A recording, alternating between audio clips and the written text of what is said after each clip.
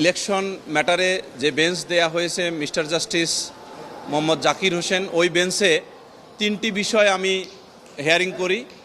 একটা ছিল রংপুরের এমদাদুল হক ভরসা এবং রংপুর জেলার বিএনপির কনভেনর মোহাম্মদ সাইফুল ইসলাম এবং কুড়িগ্রাম জেলার বিএনপির মেম্বার সেক্রেটারি কায়কোবাদ হোসেন সোহেল। এই তিনটি মামলায় ইলেকশন পিটিশনে হিয়ারিংয়ের সময় ক্রস কিছু অভিযোগের ডকুমেন্ট উপস্থাপন করেছি মাননীয় আদালতে। তার মধ্যে হলো যে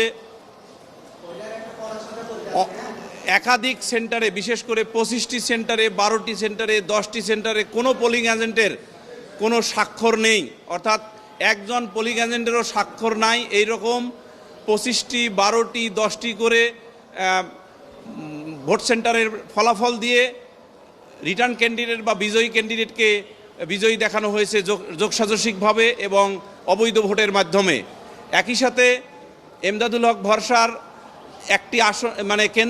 একটি কেন্দ্রে না, তার মোট আসনে পোস্টাল ভোটার যেটা দেখানো হয়েছিল 4000-এর উপর বেশি, সেখানে 1014টি ভোট পোস্ট অফিসের যে পোস্টমাস্টার যিনি স্বাক্ষর করে দিয়েছেন যে ডকুমেন্ট, সেই ডকুমেন্ট অনুসারে 1014টি ভোট দেখা গেছে যে গায়েব। একই সাথে মোহাম্মদ সাইফুল ইসলাম, যিনি রংপুর পীরগঞ্জের আসনের এমপি ছিলেন, বিএনপি ক্যান্ডিডেট, ওনার আসনে দেখা গেছে যে 12টি পোলিং এজেন্টের কোনো সেন্টারের কোনো পোলিং এজেন্টের কোনো স্বাক্ষর নাই। এই সকল বিষয় উপস্থাপন করে মাননীয় ট্রাইব্যুনালে এই মামলা তিনটি অ্যাকসেপ্ট করানোর জন্য আবেদন করি, অ্যাকসেপ্ট করেছেন।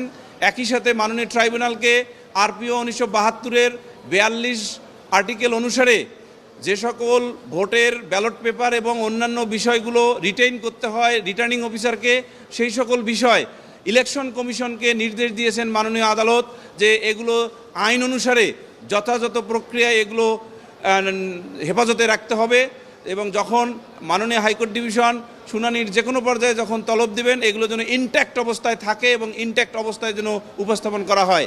একই সাথে আরেকটি ভিন্নধর্মী আমরা আবেদন করেছি, সেটা হলো যে পিটিশনারদের কষ্টে স্পেশাল মেসেঞ্জারের মাধ্যমে মহামান্য হাইকোর্ট বিভাগের এই আদেশ অতি দ্রুত সংশ্লিষ্ট বিবাদীদেরকে পৌঁছানোর জন্য প্রার্থনা করেছি এবং মহামান্য হাইকোর্ট বিভাগ সেটাও মঞ্জুর করেছেন। অর্থাৎ পিটিশনারদের কষ্টে আমরা আমাদের এই হাইকোর্ট বিভাগের আদেশ নর্মাল প্রসেস নয়, একজন বিশেষ দূতের মাধ্যমে সংশ্লিষ্ট বিবাদীদেরকে পৌঁছে দিব। তিনটি মামলা না, আপাতত এই তিনটি মামলায় এসেছে, এই তিনটি মামলায় একত্রে আজকে শুনানি করা হলো। আইন অনুসারে এই মামলায় যেহেতু অবৈধ ভোটিং এবং কাউন্টিং দেখিয়েছি ডকুমেন্টারিলি, তাহলে আইনের বিধান অনুসারে এই ভোটগুলো কি হবে, সমস্ত ওই 42 অনুচ্ছেদে উল্লেখিত যে ডকুমেন্টসগুলো আছে এগুলোর ভেরিফিকেশন সাপেক্ষে ভোটার যারা যে ভোট দিয়েছেন সেই ভোটের ব্যালট পেপারগুলো পরীক্ষা অন্তে রিকাউন্টিং করা হবে এবং রিকাউন্টিং করলে আমাদের যে পিটিশনারগণ বিজয়ী হবে বলে আমরা বিশ্বাস করি। ইনশাল্লাহ আমরা বিজয়ী হব।